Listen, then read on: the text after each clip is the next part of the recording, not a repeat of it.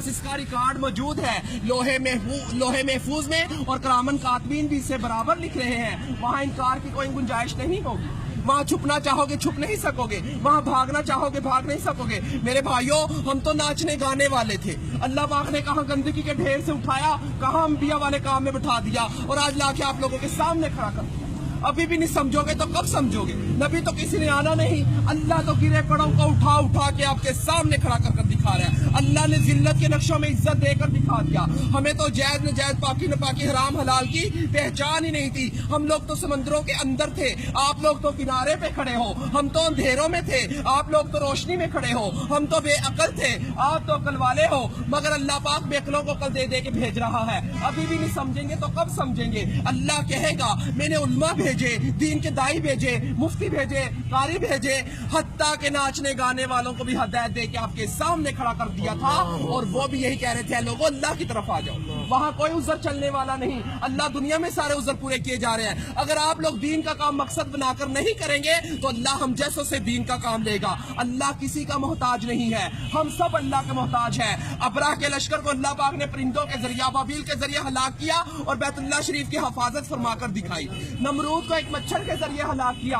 जिस बादशाह के तख्त पर बैठकर वो सजदे करवाया करता था, उसी बादशाह के तख्त पर बैठकर अल्लाह पाक ने उसके सर में चित्तर मनवा के दिखाए। अल्लाह किसी का मोहताज नहीं है, हम सब अल्लाह के मोहताज हैं। मेरे भाइयों, अगर ये तबलीग की मेहनत ना होती तो हम जैसे कैसे राह रास्ते आते? ये काम बिल्कुल हक और सच है मेरे भाइयों, ये अंबिया वाला काम है, नबी तक किसी ने आना नहीं है। अगर ये तबलीग की मेहनत ना होती, चोर फराड ज़नाई कैसे राह रास्त पे आते?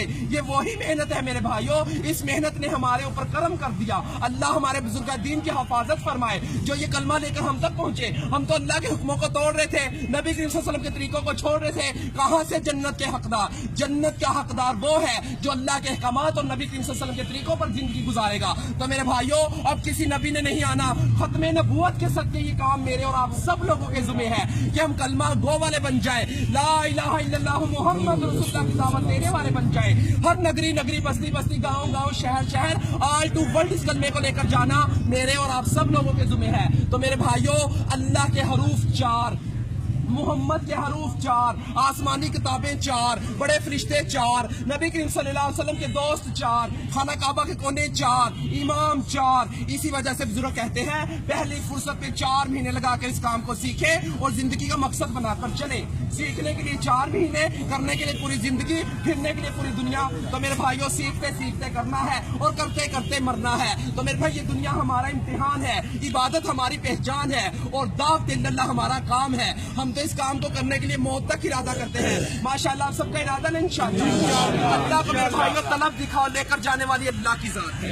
जब हम अपनी तलब तो दिखाए, हम अल्लाह के रास्ते में निकले तो सही, अल्लाह हमें अधूरा नहीं छोड़ेगा। हम कहते थे हम नाचेंगे नहीं, गाएंगे नहीं, कहाँ से खिलाएंगे, मगर रिज़्क़ का वादा तो उसने किया है। जब अल्लाह के रास्ते में निकले तो पता चला कि रिज़्क़ देने वाला कौन है?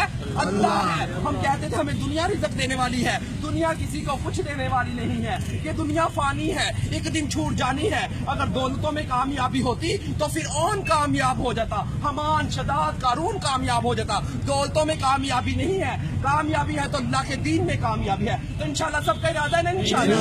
हमारे लिए भी मेरे भाइयों दुआएं करना। हमारा अल्लाह एक नबी, एक कुरान, एक खाना काबा, एक हम मुसलमान भाई, एक हमने इस कलमे को लेकर दुनिया तक पहुंचना है। हमारे लिए इस्तिकामत और आफियत का मामला फरमाए अल्लाह। अस्सलाम वालेकुम।